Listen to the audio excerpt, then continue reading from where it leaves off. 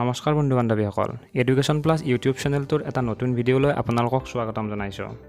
আজি আমি অসম টেটৰ বাবে প্ৰয়োজনীয় পৰিৱেশ অধ্যয়নৰ অন্তৰ্গত এটা অতি প্ৰয়োজনীয় বিষয় খাদ্য, ভিটামিন আৰু অভাৱজনিত ৰোগসমূহৰ বিষয়ে পৰীক্ষাত কি কি প্ৰশ্ন আহিব পাৰে সেই বিষয়ে আলোচনা কৰিম। আহকচোন আমি ভিডিঅ'টো আৰম্ভ কৰোঁ। প্ৰথম প্ৰশ্নটো হ'ল, আমাৰ শৰীৰে সূৰ্যৰ পোহৰৰ উপস্থিতিত প্ৰস্তুত কৰা ভিটামিন বিধ কি? অৰ্থাৎ সূৰ্যৰ পোহৰৰ পৰা আমি কি ভিটামিন পাওঁ? Vitamin B, vitamin A, vitamin C আৰু ভিটামিন ডি। ইয়াৰ উত্তৰটো হ'ল ভিটামিন ডি। আমাৰ শৰীৰে সূৰ্যৰ পোহৰৰ পৰা ভিটামিন ডি আহৰণ কৰে। দ্বিতীয় প্ৰশ্নটো হ'ল, নেমু টেঙাত কি ভিটামিন থাকে? অপশ্যনত আছে vitamin B, vitamin A, vitamin C আৰু ভিটামিন ডি। ইয়াৰ উত্তৰটো হ'ল ভিটামিন চি। অৰ্থাৎ নেমু টেঙা খালে আমি দেহৰ বাবে ভিটামিন চি আহৰণ কৰিব পাৰোঁ। তৃতীয় প্ৰশ্নটো হ'ল, তলৰ কোনটো ভিটামিন এৰ উৎস? অৰ্থাৎ তলৰ কোনটো খাদ্য খালে আমি ভিটামিন এ আহৰণ কৰিব পাৰোঁ? ভাত, নেমু টেঙা, কণী আৰু মাংস। ইয়াৰ উত্তৰ হ'ল কণী। আমি কণীৰ পৰা ভিটামিন এ আহৰণ কৰিব পাৰোঁ।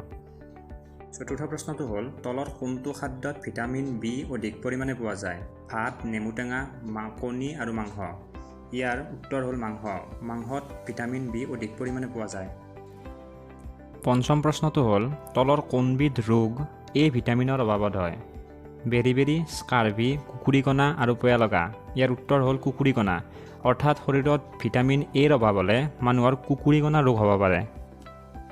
6 নম্বৰ প্ৰশ্নটো হ'ল, তলৰ কোনবিধ ৰোগ ভিটামিন বিৰ অভাৱত হয়? বেৰি-বেৰি, স্কাৰ্ভি, কুকুৰিকণা আৰু পয়ালগা। ইয়াৰ উত্তৰটো হ'ল বেৰি-বেৰি।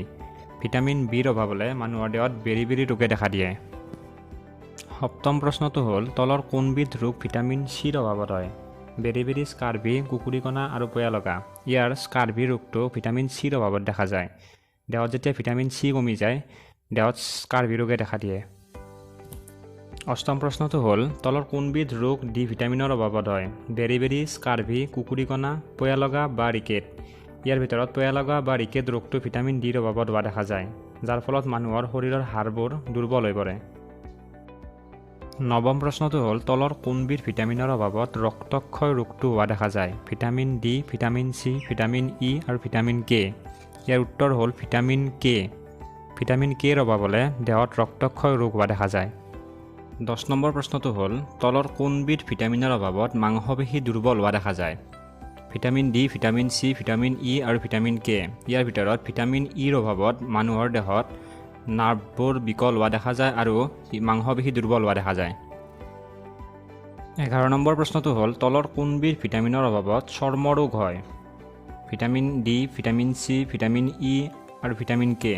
ইয়াৰ ভিতৰত ভিটামিন ডিৰ অভাৱত চৰ্ম ৰোগ হোৱা দেখা যায়, কিন্তু কিছু কিছু ক্ষেত্ৰত ভিটামিন B12ৰ অভাৱতো আমি কেতিয়াবা চৰ্ম ৰোগত আক্ৰান্ত হ'ব পাৰোঁ।